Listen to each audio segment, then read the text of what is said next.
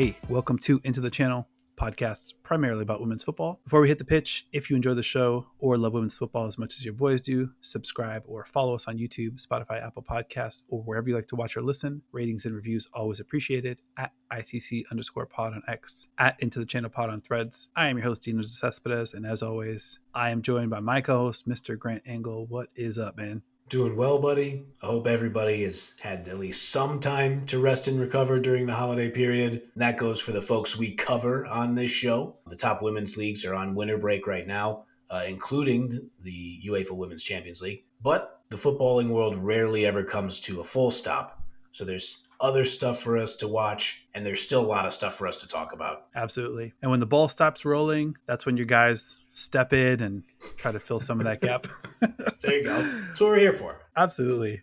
In this episode, we're going to zoom out a little bit on this year's Champions League, make some predictions, hand out some awards, pretty much get ourselves even more fired up about Matchdays 5, 6, the upcoming quarterfinals, and beyond. The 4 categories we're going to cover today: our pick for UEFA's Player of the Champions League season, who we like for UEFA's Young Player of the Champions League season, our pick to win the whole thing, and our Cinderella pick.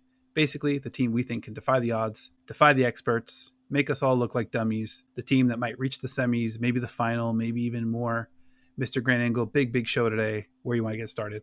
Well, I think let's start from the top. Let's start with the favorites, who we think can win this whole tournament. I don't think anybody's going to be surprised about the teams we talk about, but that's why they are the favorites. I'm going to go with Lyon here. I think realistically, if you look at Lyon and you look at Chelsea, I wonder if those are the only 2 clubs that can compete with the big bad wolf. They shall go unnamed for right now. You'll be chatting about them later. When it comes down to it, I think Lyon just has such a high percentage of world-class players on the pitch at any given time. They have to have the best chance of winning this thing outside of the obvious prohibitive favorite. Now, Lyon, they're coming off that riveting draw versus Brann. We'll talk about that more later. But Lyon has scored 16 goals in the group stage, and they've conceded 3. In their league play, Division 1 Féminine, Lyon is 11-0-0 with 48 goals for, 5 goals conceded for a sturdy goal differential of plus 43. Oof. Pretty tough. So from Ada Hegerberg to Eugenie Le-Sommer to Diani to Wendy Renard, Melchi Dumornay, Lindsay Horan, Daniela Van de Donk, Amel Majri, and more and others. I just think that their elite talent has the ability to hold the ball and score enough to beat any team in the tournament. I definitely agree with that. On the last episode, we talked a little bit about the U.S. women's national team, and I kind of wish they had more of a style like a Lyon style. Yep. Where it was a little bit more thoughtful, a little bit more clinical, sort of leaning on the sharpness of play. We talked about the run they had against Brann on that first goal, where it looks like they're sprinting in unison. It looks like a computer program, They're just all in sync. And just the fact that the attack can kind of come from everywhere, and they're so skilled and so talented, and they could switch up. We talked about a couple weeks back, probably the need as we approach the knockout stage to have different lineups, different tactical adjustments that you can go to, different strategic changes, substitution patterns. The matchups are going to dictate who we see, the style of play that we see. And I think we're going to get a lot of different kind of score lines too. We're going to get some higher scoring matchups, some lower scoring matchups. In the instance of like Chelsea and Hacken, it's a funny one because like they go 0-0 the first one, and then the second one is just like a goal fest. Which is kind of back and forth. And those are the same 2 teams. So I think we're going to see a lot of variance there. But I agree with you. I think Lyon is, on their best day, as good as any team. And especially those 5 attacking players, feels like they're going to be impossible to knock out of this tournament. But I do think there's a team that can do it. Mm-hmm. I do not like to go chalk, but I got to go with the defending champs as my pick. Barcelona, only team left in Champions League field with an unblemished record, 4 wins, 4 matches, never lost. But it's not just that. 21 goals for, 1 goal against in this group stage. And they're doing the same thing in their domestic league. 12 wins in 12 matches, 50 goals for, 2 goals against. I'm no mathematician, but that works out to a plus 48 in 12 matches, which means they're outscoring Liga F opponents by an average of 4 goals per match. It's just filthy. Unbelievable. You also get the feeling that this team is at like 0% injury risk because they're so deep, so much talent. And there's also teeny tiny little factor that they're actually playing well together. There are 19 group stage goals distributed across 11 different players. They have 8 different players with at least 1 assist. 8. It's fucking insane. And they have 3 different players leading the entire tournament in assists with 3. Bonmatí, Graham Hansen, and Onabatier are all leading the group stage with 3 assists apiece. Just fucking out of this world.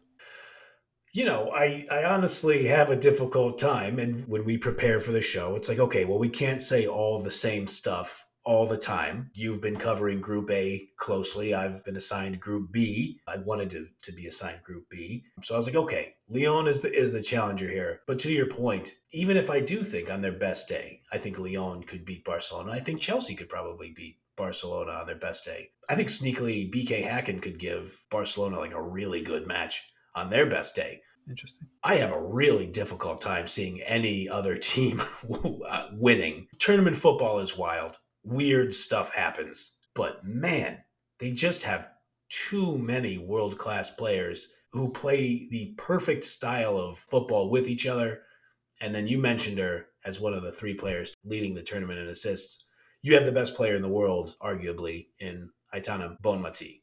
And so what do you do with that? I mean, you got to be the prohibitive favorite in that scenario.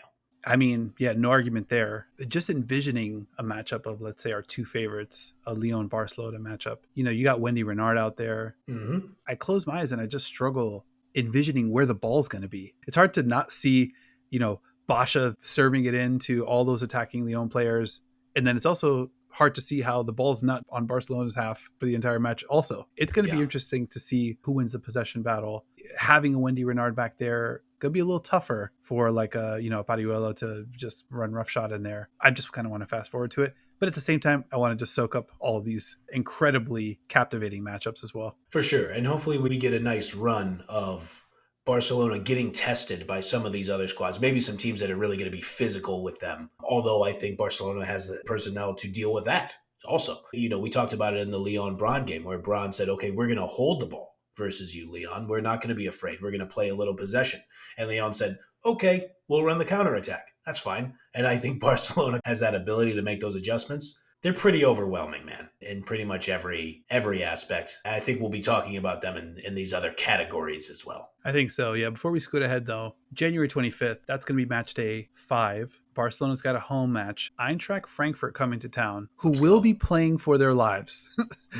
They're behind the 8 ball here in Group A, and I think we're going to see their very best. And if Frankfurt's able to come away with a result in that one, Barcelona is going to then have to face in match day 6 a newly reinvigorated Benfica side that is now going to also need a result. I think I got that right with regard to how the math works out. But they're going to face 2 sides, definitely this Frankfurt side, that's going to throw everything, kitchen sink included, at them, even though this one is taking place in Barcelona. I'm not sure they're going to get tested. That might be a step too far, but they're going to get Frankfurt's best 100%. Absolutely. And, you know, Frankfurt is going to have the taste in their mouth from that match a few weeks back where they went into halftime winning 1-0. And we talked about it a lot. That game, it got into scary hours real fast for Frankfurt. You go into halftime up 1-0, you're feeling amazing. And then in 14 minutes of play, Salma Paralluelo and the rest of Barcelona have you down 3-1. And everybody on Frankfurt is just kind of looking at each other like, wow, that escalated. And so like,